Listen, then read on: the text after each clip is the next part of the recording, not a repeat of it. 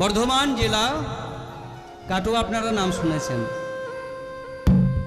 আপনারা অনেক জায়গায় ঘুরতে যান, দীঘা যান, হ্যাঁ, সুন্দরবন যান, কাঁকড়া খেতে, হ্যাঁ, অনেক জায়গায় যান আপনারা। আমি বলি কি, বাড়ির পাশে আছে না, একবার কাটোয়ায় যান না, ঘুরে আসুন। শিখণ্ড যান, ঘুরে আসুন, দেখুন। গেলে অনেক ভক্তির উদয় হবে, কারণ অনেক বৈষ্ণবগণ যাদের চরণধূলি আজও বিদ্যমান, গেলেই দেখতে পাবেন। এবং একবার অবগাহন করে আসুন। এই যে পদটা গাইলাম, আমি সব সামঞ্জস্য রেখে গান করছি, আপনারা যান, গেলেই দেখতে পাবেন কি মহিমা তার। আমরা গিয়েছিলাম একবার, ভাগ্য হয়েছিল, যাক শিখণ্ড ঢুকেছিলাম রঘুনাথ সেই বাড়িতে, একটু সন্ধে হয়ে গিয়েছিল, কারণ আমরা এই সাইডে একটু বেশি কাটিয়ে দিয়েছিলাম। সেইখানে শিখণ্ড গ্রাম, নরহরি সরকার আর মুকুন্দ সরকার, এই দুই ভাই শুনেছে নদিয়ার বুকে নবদ্বীপ মাঝে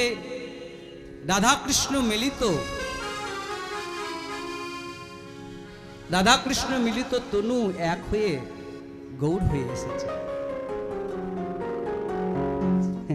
এখন প্রশ্ন হচ্ছে, এটা নিয়ে মতভেদ আছে, হয়তো কোনো কোনো সম্প্রদায় আছে, যেমন দক্ষিণ ভারতে তারা এটার বিরোধিতা করে।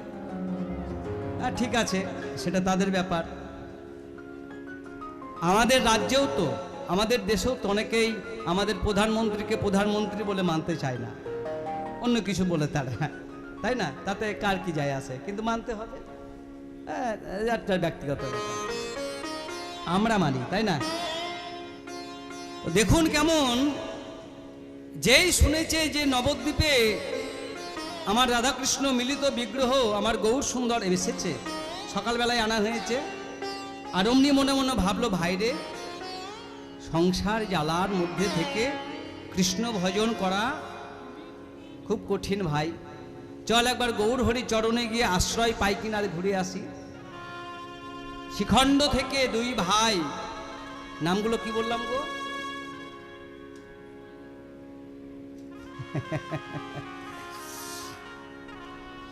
যা বলবি বল, কান করেছি ঢোল নাকি?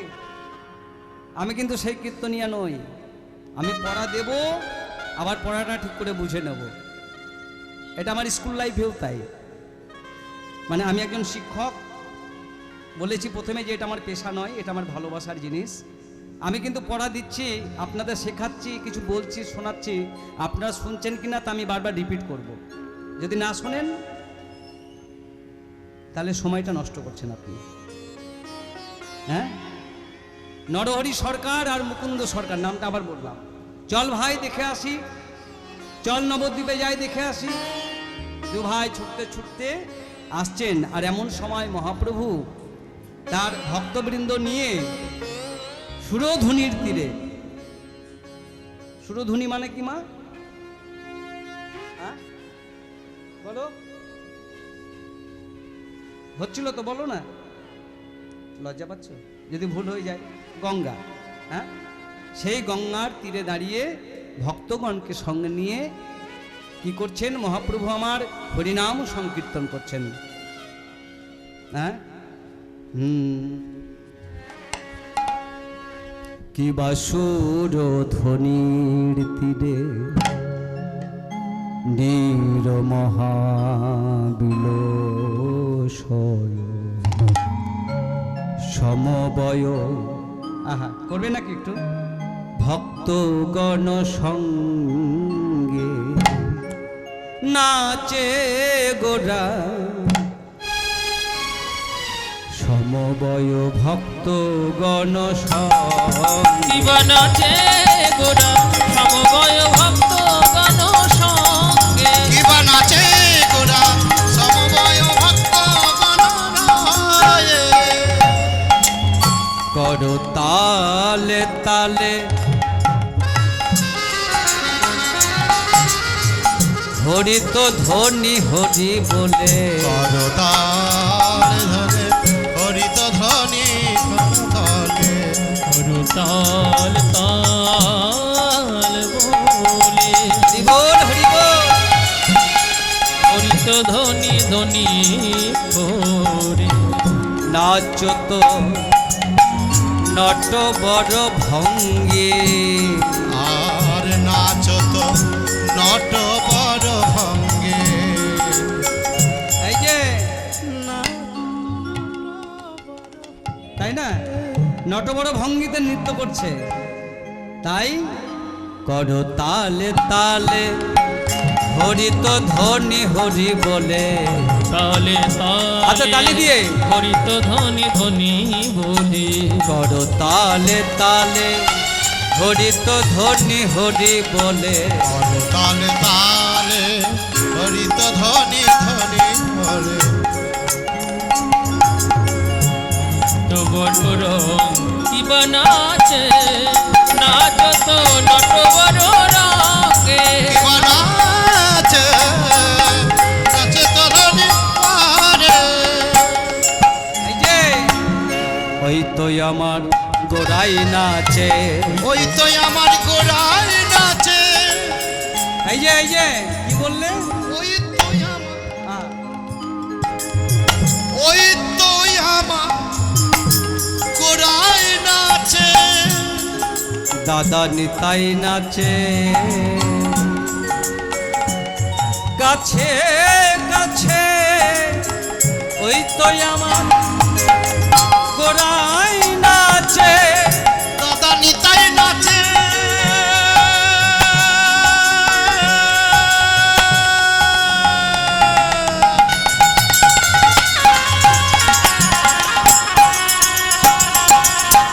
কাছে কাছে ওই তো আমার গোড়ায় নাচে। ও দাদা, তুমি কি বললে? ওই তো আমার গোড়াই নাচে, ওই তো আমার গোড়াই নাচে।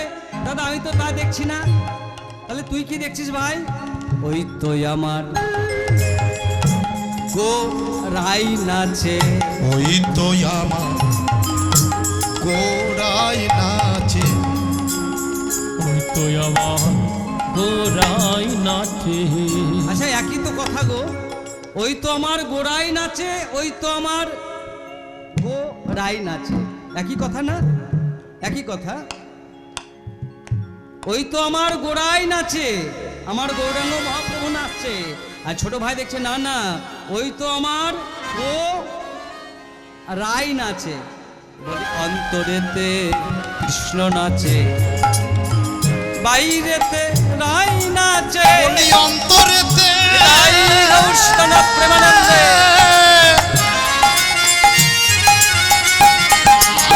কৃষ্ণ নাচে। ওই তো আমার গোড়ায় নাচে। অবন্তরেতে কৃষ্ণ নাচে ওই তো আমার গোড়াই নাচে। এই যে বাবা, তুমি দেখছো যে গৌরাঙ্গ মহাপ্রভু নাচছে, আর আমি দেখছি কি জানিস, রায় নাচছে। আমার শ্যামের বাসে যে দাঁড়াই, সেই রায় যেন আমার নাচছে। কারণ অন্তকৃষ্ণ বহির গৌরা তো, তাই না? অন্তকৃষ্ণ বহির গৌরাং দর্শিতাঙ্গা বৈভব ইয়াজ্ঞাই সংকীর্তনায় দেশু শ্রী চৈতন্য মহাশ্বেতা। কেন না, অন্তরে রয়েছে কৃষ্ণ, আর বাইরে গৌর হয়ে নাচছে আমার রাধারানী, তাই না? তাই বলছে অন্তরেতে শ্যাম নাচে আর বাইরেতে রায় নাচে। এমন সময় নাচতে নাচতে এই যে শোনো শোনো শোনো না রে ভাই, তোমায় ডাকছি, শোনো না। না, আপনাদের বলিনি, মহাপ্রভু ডাকছে। এই যে শোনো, এদিকে এসো। মানে দুই ভাই এসে দাঁড়িয়ে দূর থেকে দেখছে, তো যে দেখছে অমন ডেকে বলেছে যে শোনো। আর নরহরি সরকারকে ডেকেছে, নরহরি সরকারকে কাছে ডেকে বলছে, এই যে তোমার নাম কি গো? আমার নাম প্রভু, আমার নাম হচ্ছে নরহরি সরকার। ও নরহরি সরকার, কোথা থেকে এসেছো? প্রভু, আমরা শিখণ্ড থেকে এসেছি। আচ্ছা আচ্ছা, এই শোনো নরহরি, তোমায় না আমার খুব ভালো লেগেছে, তুমি আমার সঙ্গে থাকবে? প্রভু বলছো কি? আমি তো থাকার জন্যই এসেছি। আমার মনের কথা বুঝতে পারলে প্রভু? আমি তো থাকার জন্য এসেছি। আমরা দুই ভাই, আমার ভাইকেও ডেকে নিয়ে আসি, সেও তোমার কাছে থাকবে। বলে তুমি থাকবে কি? বলে হ্যাঁ, আমি থাকবো। আর তোমার ভাইকে ওই যে দূরে দাঁড়িয়ে আছে, আমি ডেকে নিয়ে আসি। বলে না না, ভাইকে গিয়ে বলো যে তার 100 জন্ম আমার কৃপা পাবে না।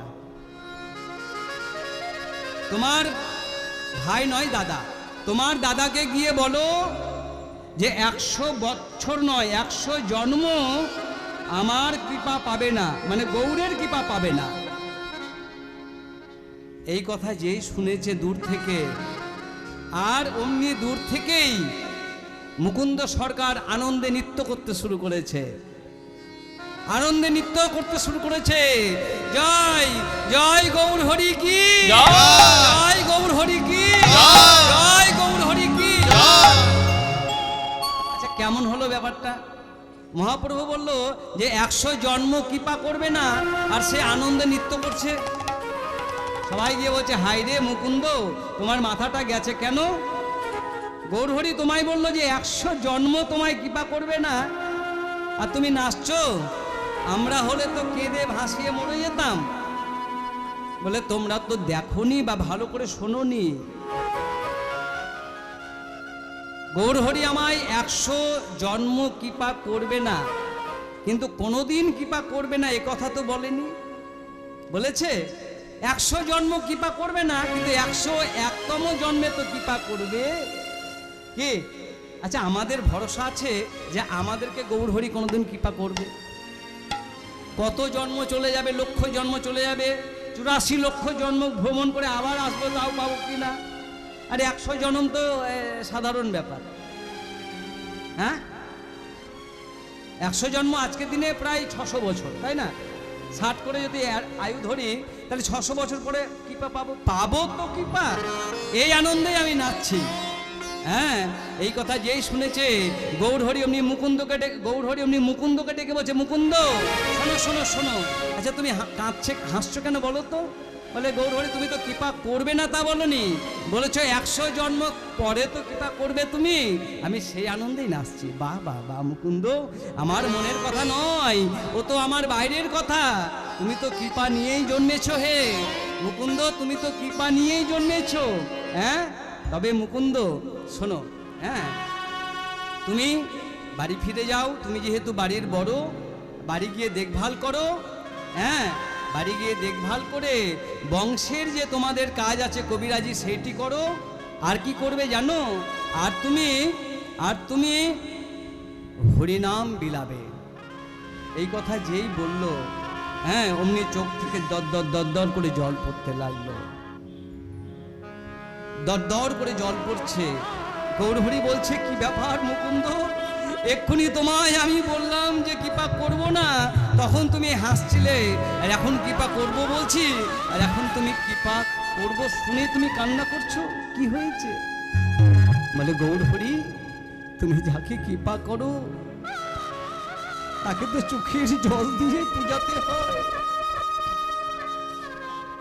তুমি যাকে কৃপা করো সে তো আর ঘরে থাকতে পারে না।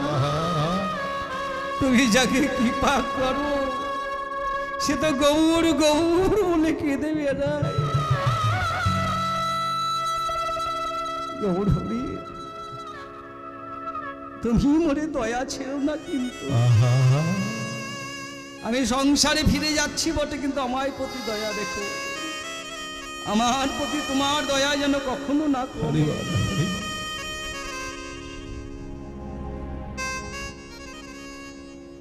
গৌরাঙ্গ,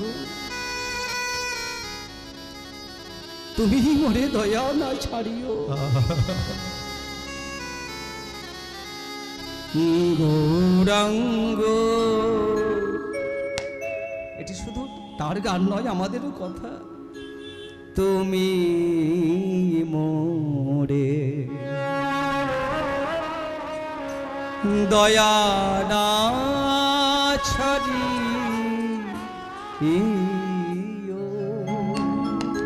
নিতাই গৌর সনাতন প্রেমানন্দে।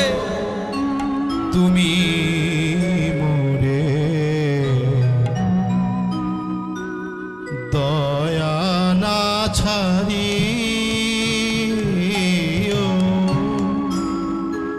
গৌরাঙ্গ, তুমি মোরে দয়া না ছাড়ি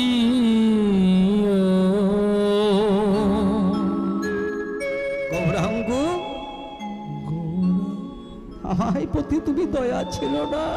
তুমি আপন করিয়া রাঙা চরণে রাখি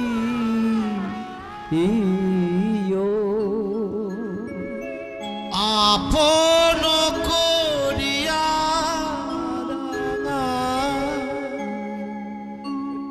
চরণে রাখি আপন করিয়া রাঙা চরণে রাখি গৌর হে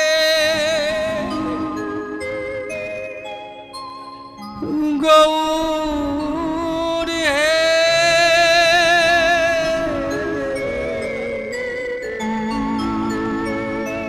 গৌর হে গৌর হে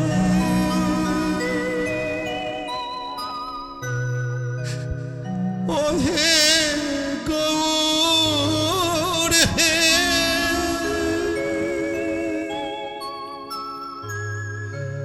তোমার চরণ পাব বলে ও হে গৌর হে আমি তোমার জন্য সমস্ত কুল ছেড়ে এসেছিলাম, তোমার চরণে আশ্রয় পাবো বলে। তুমি আমায় ছুড়ে ফেলো না গো। আপন করিয়া রাঙা তোমার চরণে রাখি আপন করিয়া রাঙা ও হে গৌর হে বল হরি বল। ও হে দয়াম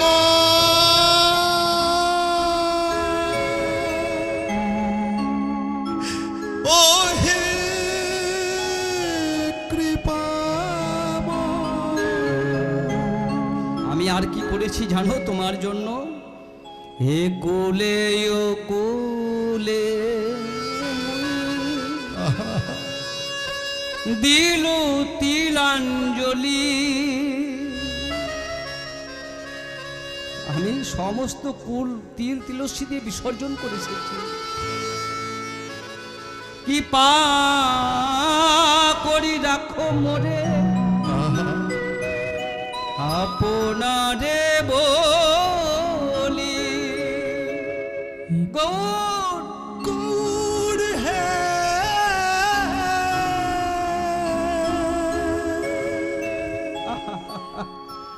ও হে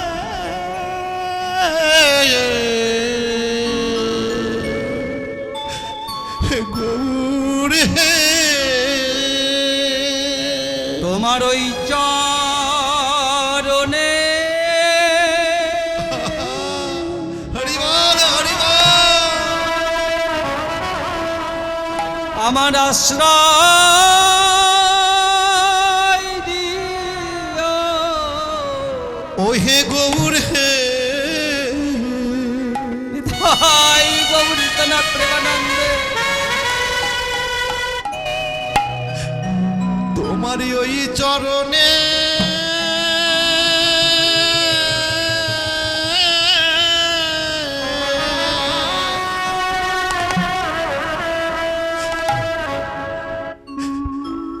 আমায়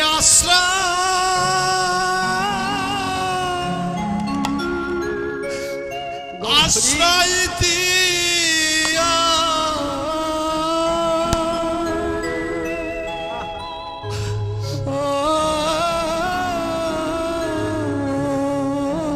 গৌর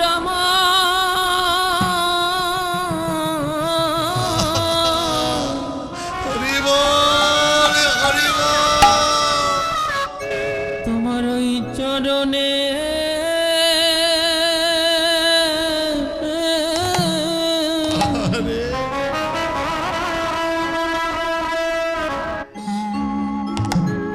চরণে আশ্রয়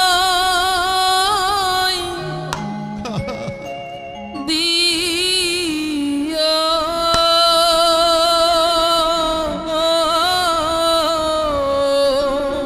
শুধু এ জন্মে না,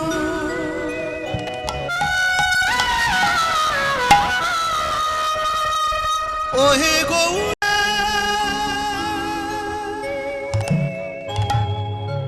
তোমার চরণে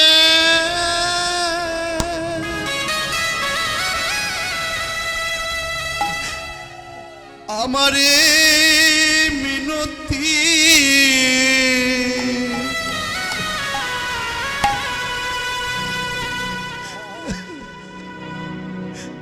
যে কুলেই তুমি জন্ম দাও,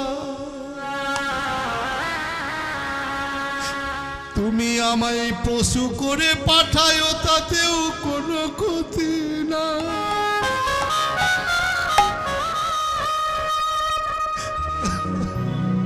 তুমি নর্দমার কীট করে পাঠায়ো, তাতেও কোনো দুঃখ না।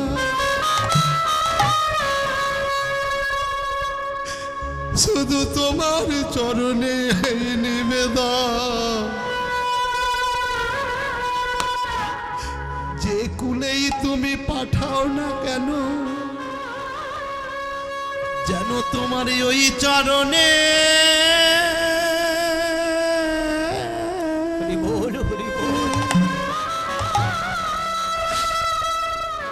আমায় একটু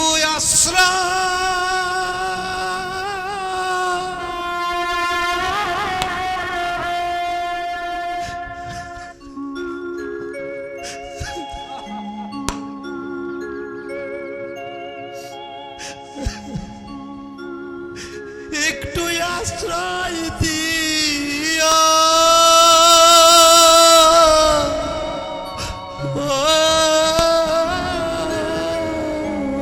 শুধু এটি আমার কথা নয়, আমাদের কথা নয়, আমাদের সকলের কথা।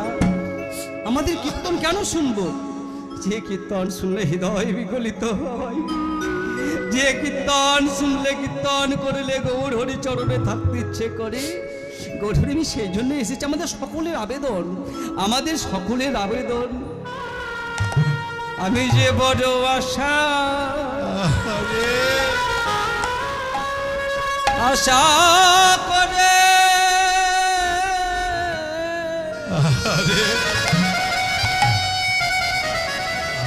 বড় আশা করে এসেছি গো, ওহে গৌর,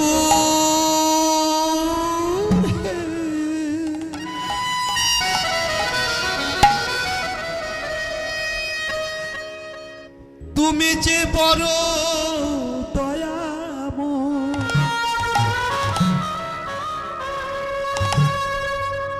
তুমি যে কাঙালের ঠাকুর,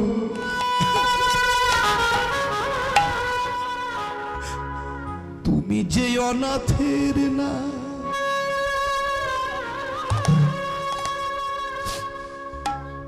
তাই তো তোমার চরণে নিবেদন, তুমি যেন দূরে ঠেলে ফেলো না। আমি বড়ই আশা করে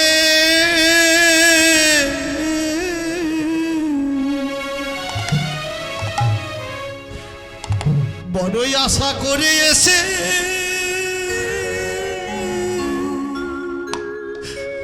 এসেছি হে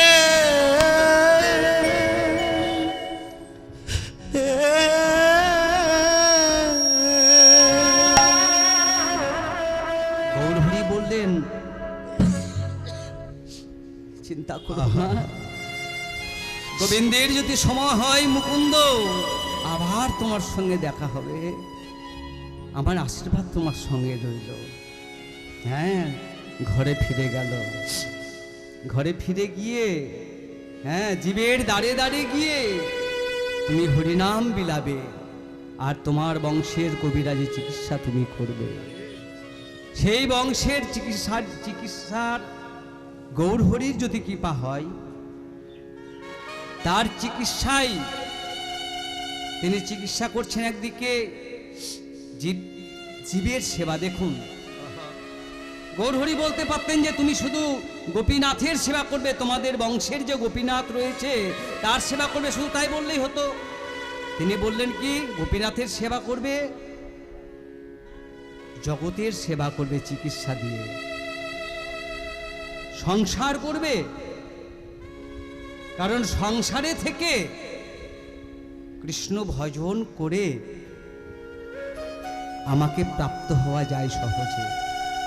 কেন? কারণ সংসারের মধ্যে থেকে কৃষ্ণ ভজন করা খুব কঠিন কাজ। আপনি জঙ্গলে বসে সন্ন্যাসী হয়ে ধ্যান করে একাগ্র ধ্যান করবেন, আপনার কৃষ্ণ প্রাপ্তি হবে, এটা মানে আপনার এটা আপনি মেনে নিয়েছেন, আপনি ওই কাজটাই করবেন। কিন্তু আপনি সংসার চালাচ্ছেন, প্রতিবেশী দেখছেন, আবার তার মধ্যে কৃষ্ণ ভজন করছেন। এই জন্য জগন্নাথ দাস বাবাজি তিনি বৃন্দাবনে চলে গেছিলেন, কিন্তু বৃন্দাবন থেকে আবার নবদ্বীপে চলে এসেছিলেন। কেন? কারণ বৃন্দাবনে অপরাধে ভরা, প্রতি ক্ষণে ক্ষণে অপরাধ রয়েছে। আপনি ওখানে গিয়ে ভজন সাধন করবেন তো ওখানে অনেক অপরাধ, একটু ভুল করলেই অপরাধ, একটু ভুল করলেই অপরাধ। কিন্তু নবদ্বীপে সেটা নেই। গৌড়ের এত কৃপা যে আপনার ছোটখাটো ভুল সব মাফ হয়ে যায়। এই হচ্ছে আমার গৌড় ঠাকুর। তাই নবদ্বীপে ভজন সাধন করে অনেক উন্নত। বৃন্দাবনকে ছোট করছি তা না, মানে আমাদের গৃহস্থ জীবেদের পক্ষে খুব আদর্শ জায়গা। হ্যাঁ, এখানে জীব সারাদিন কাজ করে দিনান্তে যদি একবার কৃষ্ণ নাম করতে পারে, তাতে জীবের বিশাল প্রাপ্তি হয়। আর ওই সন্ন্যাসীর জীবনযাপন করা ব্লেডের মতো, ব্লেডের উপর দিয়ে হাঁটলে যেমন খুব কঠিন, তাই না? ব্লেড একটু এদিক ওদিক হয়ে গেলে কেটে যাবে, তাই না? এত তীক্ষ্ণ। ওই সন্ন্যাসীর জীবন ওই রকম তীক্ষ্ণ। অনেক সন্ন্যাসী দেখেছেন আবার ফিরে এসেছে, সফল না ব্যর্থ। কিন্তু গৃহস্থরা সফল হয় যদি কৃষ্ণ ভজন করে। তো সহজ? এই রঙিন পোশাকে দাগ লাগলে বোঝা যাবে সহজে? বাবা যাবে না। কিন্তু ওই সাদা পোশাকটায় যদি দাগ লাগে, লাল নীল হলুদ সবুজ যাই লাগুক, সঙ্গে সঙ্গে বোঝা যাবে, যাবে না? সাধু সাবধান।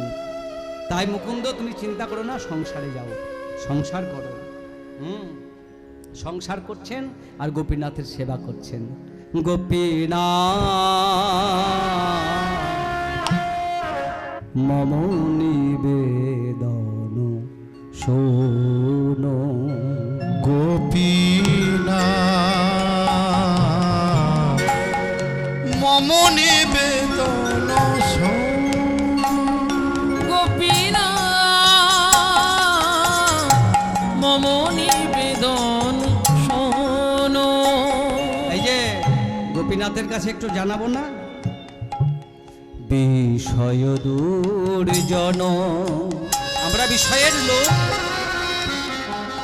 আর সদা কামে রত, কিছু নাহি মোর গুণ। তাই না? আমার কোনো গুণ আছে? বিষয় দুর্জন,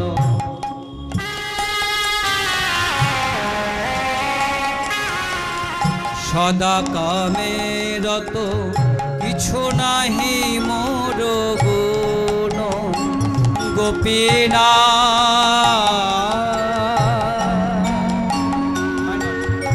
আমার ভরসা তুমি, তোমার চরণে লইনু শরণ, তোমার কিঙ্কর আমি। গোপীনাথ মম নিবেদন শোনো, গোপীনাথ মম নিবেদন শোনো। এই যে এইভাবে গোপীনাথের সামনে গান করছে। হ্যাঁ, আর এমন সময় কি হয়েছে, বাংলার নবাব হোসেন শাহ, বাংলার যিনি নবাব হোসেন শাহ, জাতিতে কি হ্যাঁ ব্রাহ্মণ নাই, মুসলমান। দেখো কেমন, ও মুসলমান না আমরা মুসলমান, একটু দেখে নাও এবার। সেই নবাব হোসেন শাহ কি করেছে, তার গৌড়ের রাজধানী, দেখে আসবেন রামগিলিতে গিয়ে কোনোদিন, সেইখানে নবাব হোসেন শাহের পেটে হয়েছে তীব্র ব্যথা, তীব্র ব্যথা। নবাব কি বিনা চিকিৎসায় মারা যাবে? অনেক কবিরাজ এলো, অনেক বৈদ্য এলো, কিন্তু পেটের ব্যথা তো ভালো হয় না।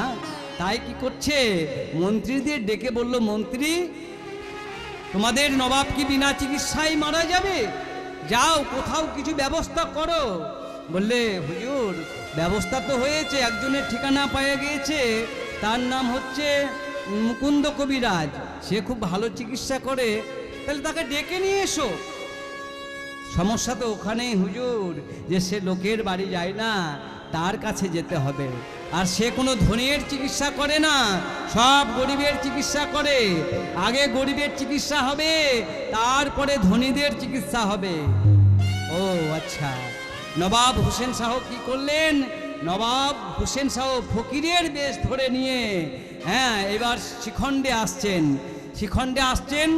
আর আস্তে আস্তে গ্রামের লোককে জিজ্ঞেস করছেন, আচ্ছা বলতে পারো যে তোমাদের এই মুকুন্দ কবিরাজের বাড়ি কোনটা? ও মুকুন্দ কবিরাজের বাড়ি, কোনো চিন্তা করবেন না, চলে যান, যেতে যেতে দেখবেন যে বাড়ি থেকে হরিনাম আসছে, সেই বাড়িটাই জানবেন যে মুকুন্দ সরকারের বাড়ি। ওমা কি নামে পরিচিত হলো? যে বাড়ি থেকে হরিনামের শব্দ পাবেন, সেই বাড়ি থেকেই জানবেন যে ওটাই মুকুন্দের বাড়ি। হ্যাঁ ওটাই মুকুন্দের বাড়ি। ভক্তগণকে নিয়ে মুকুন্দ সরকার হরিনাম করছে, আমরা করি একটু। হরে কৃষ্ণ কৃষ্ণ কৃষ্ণ কৃষ্ণ হরে হরে,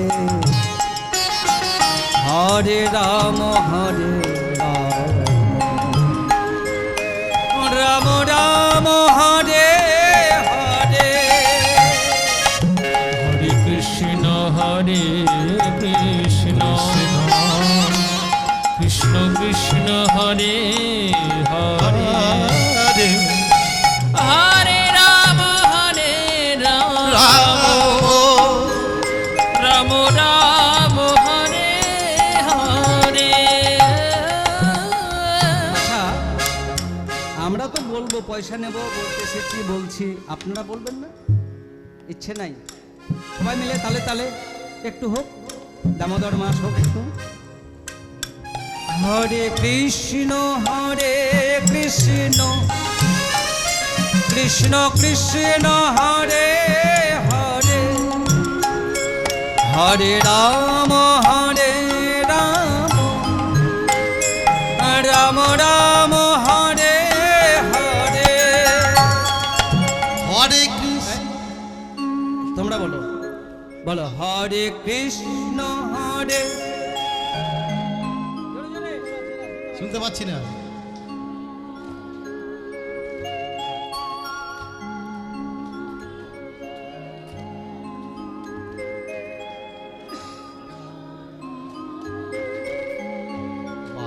আচ্ছা সবাই সকালে ব্রেকফাস্ট করে এসেছেন, তাহলে আওয়াজ নেই কেন মা? পারছো না? আরেকবার চেষ্টা করো, আরেকবার সুযোগ দিই। হ্যাঁ এই বেতালে করবে না, এই আবার কি মরা ফেলা গান নয় তো, এরা সুন্দর সুরে তালে একসঙ্গে ছন্দে আমার পরে পরে গাইবে। হরে কৃষ্ণ কৃষ্ণ কৃষ্ণ হরে হরে, হরে রাম রাম রাম হরে হরে, হরে কৃষ্ণ বাবা কৃষ্ণ, আবার আবার হরে রাম বাবা।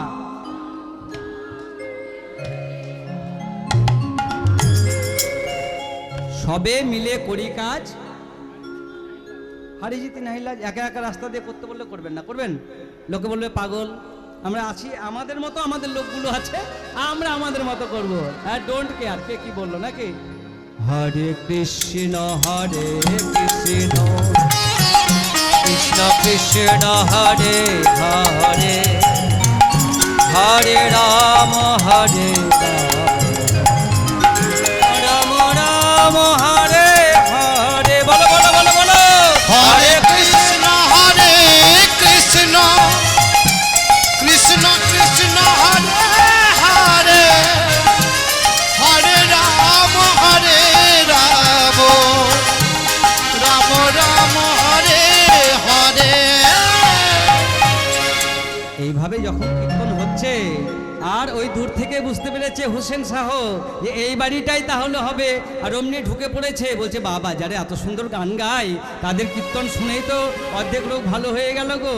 হ্যাঁ এই যে এই যে এই যে এই যে দাঁড়িয়েছে সে মুকুন্দ সরকারের সবে মাত্র পুজো শেষ হয়েছে, আর পুজো শেষ হয়ে যেই বাইরে এসেছে দেখছে যে দাঁড়িয়ে রয়েছে অনেক। এই যে তোমাদের মধ্যে গরিব সব থেকে কে আছে গো? ও মা, তোমরা সবাই বড় লোক, হাত তোলো। তোমাদের মধ্যে গরিব কে আছে? আচ্ছা চাঁদা ঠিকঠাক দেওয়া হয় তো? এত বড় লোক যখন কেউ হাত তুলছো না যখন, হ্যাঁ দেওয়া হয় তো নাকি? সবাই বড় লোক, গরিব নেই কেউ এখানে? আচ্ছা তোমাদের মধ্যে গরিব কেউ আছে নাকি এখানে? সবাই বড় লোক, পয়সাটা কিন্তু বুঝে নেব, ঠিক আছে? আর এমন সময় ওই হোসেন শাহ হাত তুলেছে, ওই যে এই যে কবিরাজ আমি সব থেকে গরিব। গরিব, এসো তোমার চিকিৎসাকে করি। কি নাম তোমার? আগে আগে আমার নাম হোসেন ফকির। হ্যাঁ হোসেন ফকির, এসো তোমার চিকিৎসাটা কি হয়েছে? আগে আমার পেটে ব্যথা। জামাটা খুলো দেখি। জামা খুলে বলে এই এইখানে একটু গড়াগড়ি দাও দেখি মন্দিরের সামনে। নবাব মানুষ দেখুন, হ্যাঁ জামা খুলিয়ে তাকে ওই গড়াগড়ি পেটাচ্ছে। নবাবের মনে মনে রাগ হবে না দুঃখ হবে না কষ্ট হবে? কি হবে? আনন্দ হবে। প্রচণ্ড রাগ হচ্ছে, বেটা যদি রোগ না সারে রে তো তোর একদিন কি আমার একদিন। হ্যাঁ যে গড়াগড়ি পিটেছে মা, আর অমনি অর্ধেক রোগ ভালো হয়ে গেছে। এই যে কবিরাজ তোমার কি ব্যাপার, এখানে কিছু আছে না কি ব্যাপার যেখানে গড়াগড়ি দেওয়ার সঙ্গে সঙ্গে আমার অর্ধেক রোগ ভালো হয়ে গেল? বলে আসলে ওষুধ টষুধ দিই তো হয়তো এক ফোঁটা পড়েছে। বলে বাস্তবে কি তাই? কি না? এই যে তোমাদের মতো কত ভক্ত আসে, তাদের চরণ ধুলি পড়ে রয়েছে, সেই চরণ ধুলি গড়াগড়ি দিলেই তো ভালো হয়ে যায় গো। হরি বল হরি বল। এ দেহের রোগ তো ভালো হয়, ভবরোগও ভালো হয়ে যায়। হ্যাঁ ভালো হয়ে যায়, তাই সেই ভালো হয়েছে। আচ্ছা আচ্ছা মুখ খোলো, মুখ খোলো। যেই মুখ খুলে ওষুধ দিয়েছে মা, অমনি পেটের ব্যথা ভালো হয়ে গেছে। বলছে দেখো কবিরাজ, তোমায় আমি লুকিয়ে রেখেছিলাম, আমার সঙ্গে তোমাকে যেতে হবে। তুমি একজন এত বড় গুণী মানুষ, তুমি এখানে গ্রামে পড়ে থেকে কি করবে? চলো আমার সঙ্গে চলে। কোথায় হে তুমি? কে হে তুমি? তোমার সঙ্গে যাব। বলে ও তোমায় তো বলা হয়নি, আমি হচ্ছে বাংলার নবাব হোসেন শাহ। এই দেখো আমি। ফকিরের ড্রেস যেই খুলে দিল, ফকিরের সব ঝোলামোলা ফেলে দিয়ে এই দেখো আমি, আমার সঙ্গে চলো, গৌড়ে যেতে হবে তোমায়। বলে দেখো আমি তো কোথাও যাই না, তোমাকে যেতে হবে। তোমার মতো গুণী লোক এই গ্রামে বসে থাকা চলবে না, আমার রাজপ্রাসাদে চলো। কি করবে? রাত্রে বেলায় চিন্তা করছে, সকাল বেলায় যেতে হবে। গৌড় আদেশ করলেন যাও তুমি, যদি ভগবানের কৃপা হয়, যদি গোবিন্দের কৃপা হয় আবার তুমি ফিরে আসবে।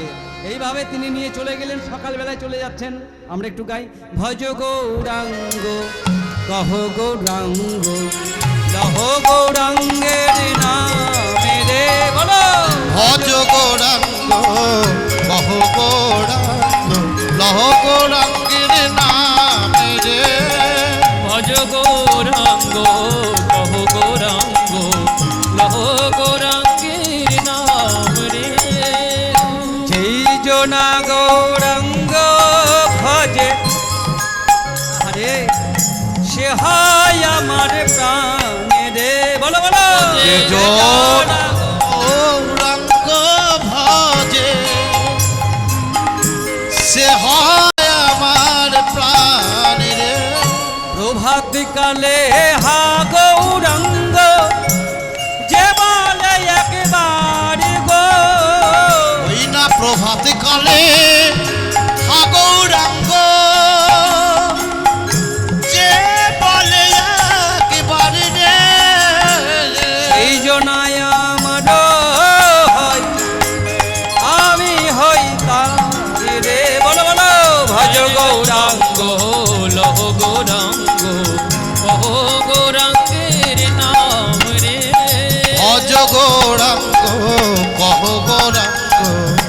লহ গৌরাঙ্গের নামে রে। জয় গৌর, জয় গৌর, জয় গৌর করতে করতে নবাবের কাছে গেলেন।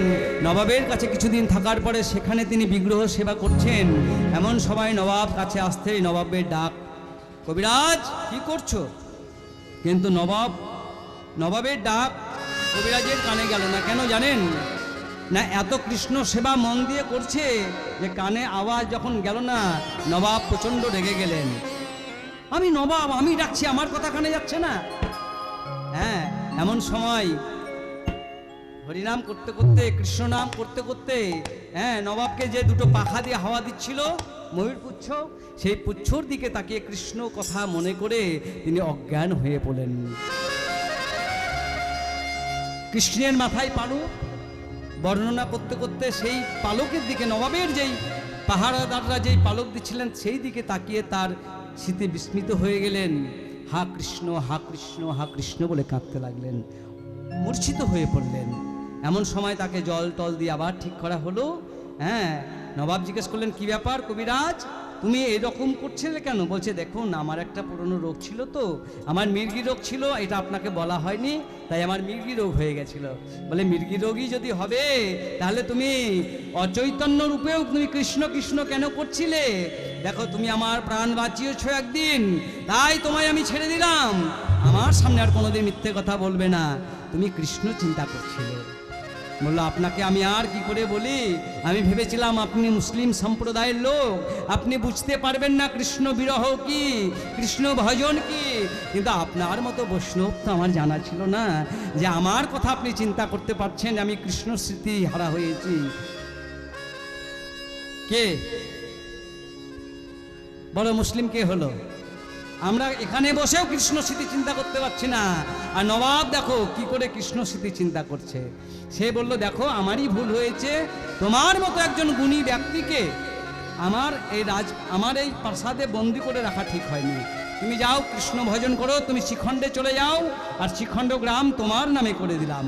হ্যাঁ, শিখণ্ড গ্রামে আসলেন, সেখানে পুজো টুজো করতে লাগলেন।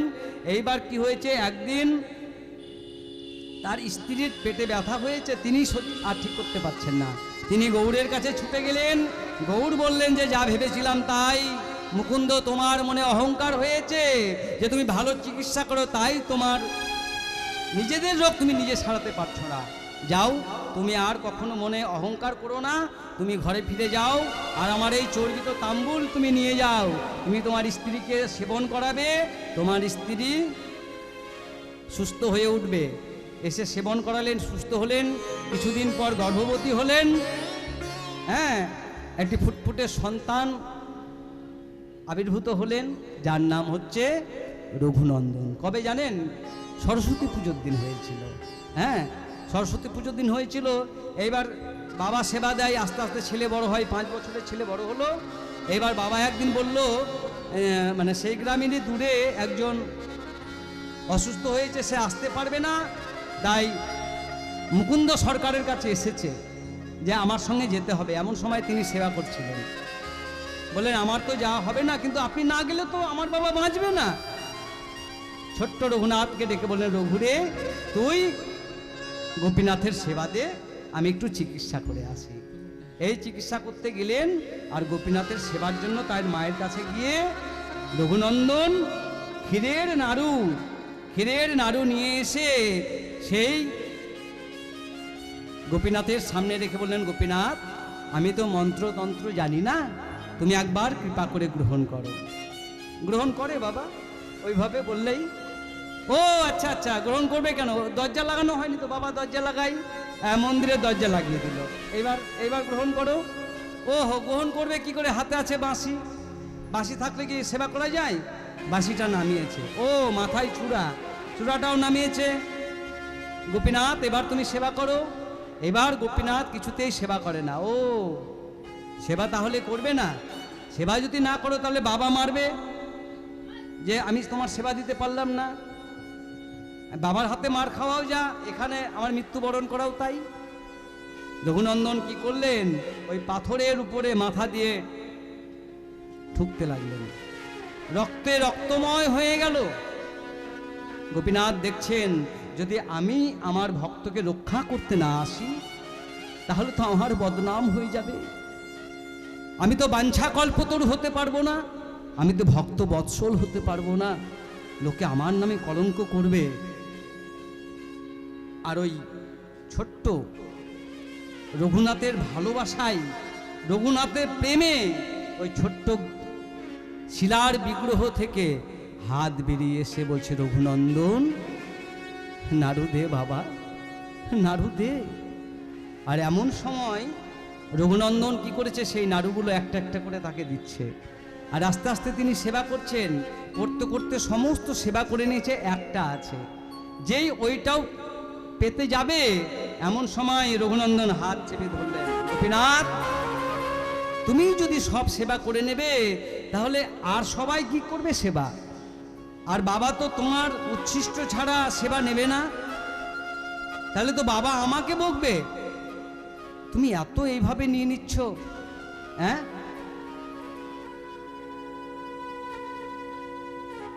গোপীনাথ বলল, রঘুরে, এ জগতে পত্র পুষ্প ফলে মন্ত্রতন্ত্রে আমায় সবাই সেবা দেয় বটে,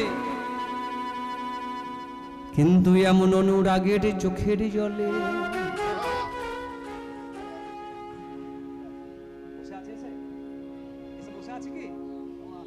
আচ্ছা আসুন, ও ঢুকলেই হয়ে যাবে। হ্যাঁ, রঘুরে, আমায় সবাই মন্ত্রতন্ত্র জলে শত সেবা দেয় বটে, দেই বটে, কিন্তু এমন ভক্তি ভরে অনুরাগে সেবা কেউ দেয় না। রঘুরে তাই গৌর সীতানাথ প্রেমানন্দে এমন চোখের জলে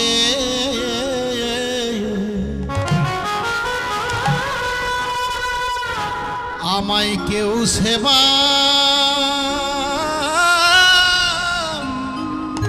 দেয় না।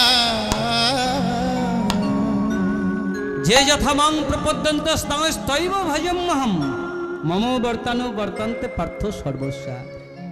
আমাকে যে যেভাবে ডাকে, আমি তার সামনে সেইভাবে এসে উপবিত হই। ভক্তরা যদি ভালো ভালো নৈবেদ্য দিয়ে ডাকে, তবু আমি যাই না, কিন্তু কেউ যদি অনুরাগে চোখের জল দিয়ে আমায় ডাকার মতো ডাকতে পারে,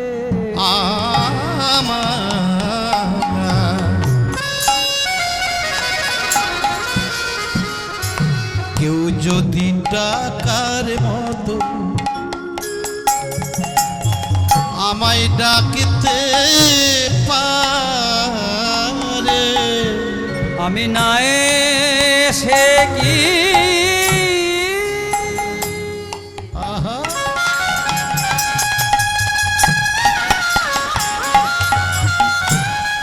থাকতে পারি।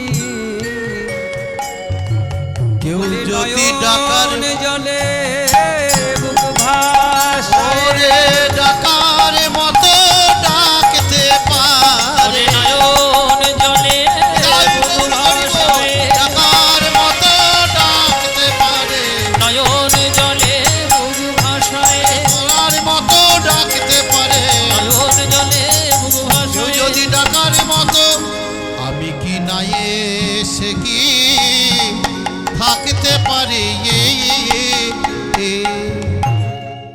একদম সার মর্মটা বলি, আপনি যত দামি দামি যা খুশি দিতে পারেন, আপনি কাকে কি দেবেন হে মশাই, সবই তো তার, আপনি তো একটা উপলক্ষ মাত্র। এই কীর্তন হচ্ছে, আমি করাচ্ছি, ও করাচ্ছে, আমরা করাচ্ছি না, উপলক্ষ। তিনি যা চাইবেন তাই হবে। বোধহয় বন্ধ, অনেকদিন বন্ধ ছিল, আবার চালু হয়েছে নাকি? হ্যাঁ ছিল। তাহলে আপনি কে? ভক্তি ভরে যদি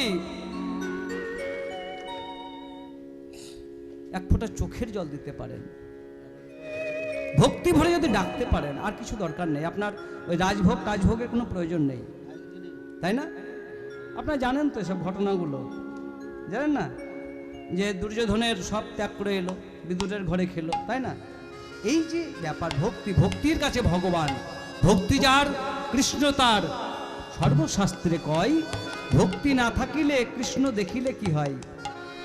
ভক্তি যদি থাকে তাহলে ওহ সব মূর্তমান দাঁড়িয়ে রয়েছে, আর যদি ভক্তি না থাকে কাঠের পুতুল গো, লোহার পুতুল কি, তাই তো নাকি? ভক্তির কাছেই সব, ভক্তি থাকবে ভগবান থাকবে। আজকে বাধা দিল, দেখুন ভক্তর হাতে বাধা দিল।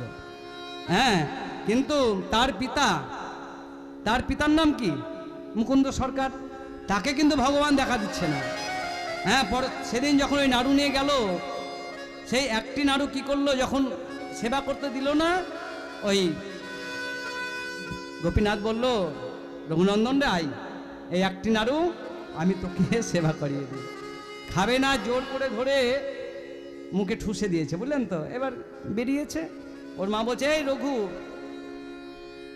গোপালের সেবা তো দিলি, তোর ইয়ে কই, প্রসাদ কই? হ্যালো বা সব খেয়ে নিয়েছে।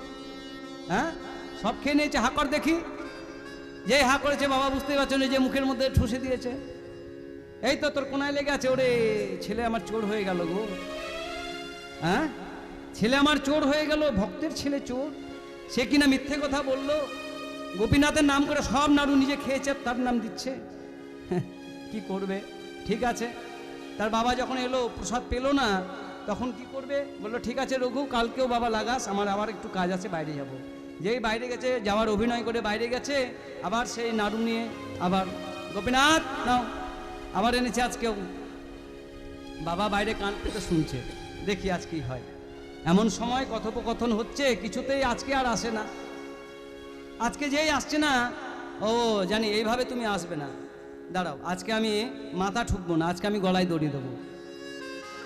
যেই ওই গোপীনাথের উত্তরীটা কেড়ে নিয়ে ওর কাছটা নিয়ে ওইটা নিয়ে ঝুলেছে, বুঝলে তো? যেই এবার তো শেষ, লাস্ট সিন চলছে, এমন সময় গোপীনাথ এসে কি করেছে, রঘুনন্দনের পাটা চেপে ধরেছে। রঘুরে, এইভাবে আমায় একটু ডাকিস বাবা, আমি যে না এসে থাকতে পারি। এইভাবে কি ডাকি আমায় বলতো? বারবার তোর কাছে ছুটে আসতে হয়, বারবার তোর কাছেই ছুটে আসতে হয়। এইভাবে ডাকলে থাকা যায়? বৈকুণ্ঠ ছেড়ে আসতে হচ্ছে আমায় বারবার। বাবা ধে ধে ধে, সঙ্গে সঙ্গে সেই সেবা দিচ্ছে, যেই সেবা একটা একটা আজকে আমি নিজে নেব। হ্যাঁ, আজকে নিজেই যেই সেবা নিচ্ছে, এমন সময় বাইরে থেকে কান পেতে পিতা শুনছে যে কার সঙ্গে যেন রঘুনাথের কথা হচ্ছে। যেই দরজা খুলেছে, অমনি দেখছে যে তার সন্তানের হাতে কেউ একজন যেন কিছু কথা বলছে, কিছু যেন সেবা করছে। হ্যাঁ, মুকুন্দ সরকার বলে উঠলো, রঘুরে তুই কার সঙ্গে কথা বলছিস, কাকে সেবা দিচ্ছিস? আমি তো কিছু দেখতে পাচ্ছি না। বলছে বাবা ভালো করে দেখো, ওই তো তোমার গোপীনাথ সেবা নিচ্ছে। বলে কই রঘু, আমি তো দেখতে পাচ্ছি না। ভগবান দৈববাণী করলেন যে রঘুনন্দন, তোমার বাবার সেই দিব্য চক্ষু এখনো হয়নি। উনি মন্ত্রতন্ত্র সেবা দেন বটে, হ্যাঁ, কিন্তু সেই দিব্য চক্ষুর এখনো উন্মোচন হয়নি। তুমি যদি তোমার পিতাকে দেখাতে চাও, তোমার পিতার একটু স্পর্শ করো। পিতার গা যে স্পর্শ করলেন, আর অমনি দেখতে পাচ্ছেন যে রঘুনন্দন এই গোপীনাথ নাড়ু সেবা করছে। হ্যাঁ, এই গোপীনাথের আগে কিন্তু বাঁশি ছিল, সব ছিল, কিন্তু ওই যে বাঁশি নামিয়ে রেখে ওই যে সেবা, আর ওইখানেই ওইভাবেই দাঁড়িয়ে গেল। দেখতে পেল যে হ্যাঁ সেবা করছে।